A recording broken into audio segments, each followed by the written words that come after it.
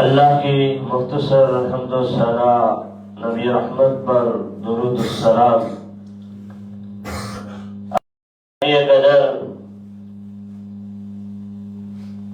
آج ہم یہاں جس نیک مقصد کے لیے جمع ہیں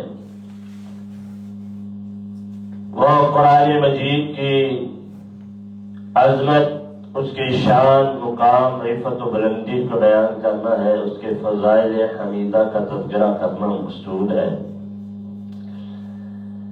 اللہ تعالیٰ اس مرکز کو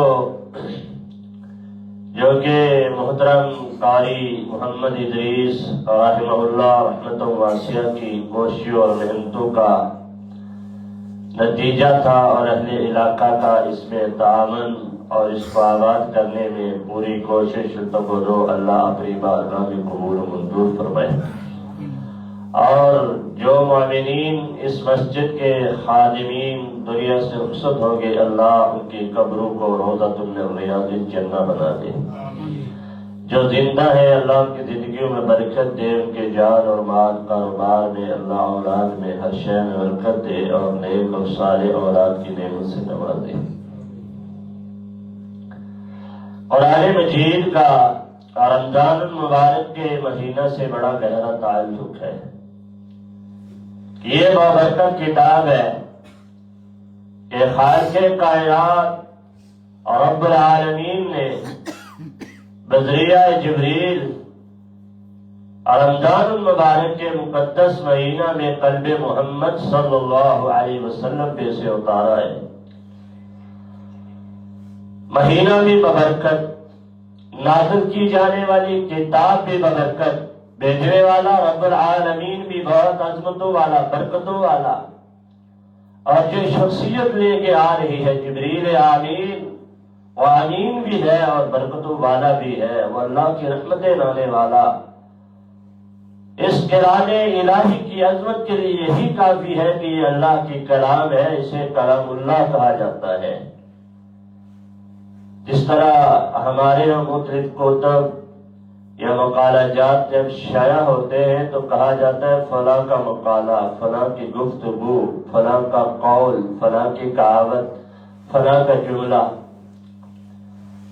تو قربان جاؤں کہ قرآن مجید کی جب باری آتی ہے تو اسے کہا جاتا ہے وَإِنَّهُ لَتَنزِيلٌ مِّن رَّبِّ الْعَالَمِينَ، یہ بابرکت رب العالمین کی طرف سے نازل ہونے والی کتاب ہے۔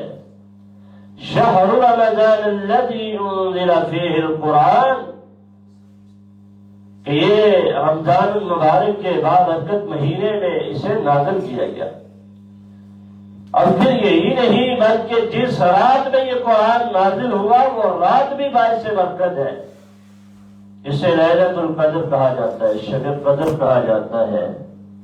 إِنَّا أَنزَلْنَاهُ فِي لَيْلَةِ الْقَدْرِ وَمَا أَدْرَاكَ مَا لَيْلَةُ الْقَدْرِ لَيْلَةُ الْقَدْرِ خَيْرٌ مِّنْ أَلْفِ شَهْرٍ، بے شک ہم نے اس قرآن کو عظمت والی رات لیلۃ القدر میں نازل کیا۔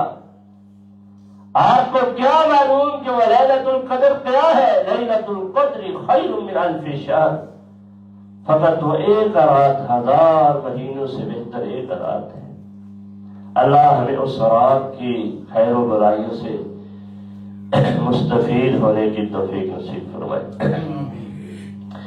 نبی کریم رؤوف الرحیم صلی اللہ علیہ وسلم نے فرمایا جو اس رات کی خیر و برکت سے محروم ہو گیا وہ محروم کر دیا گیا، وہ کل حقیقی طور پر محروم ہے۔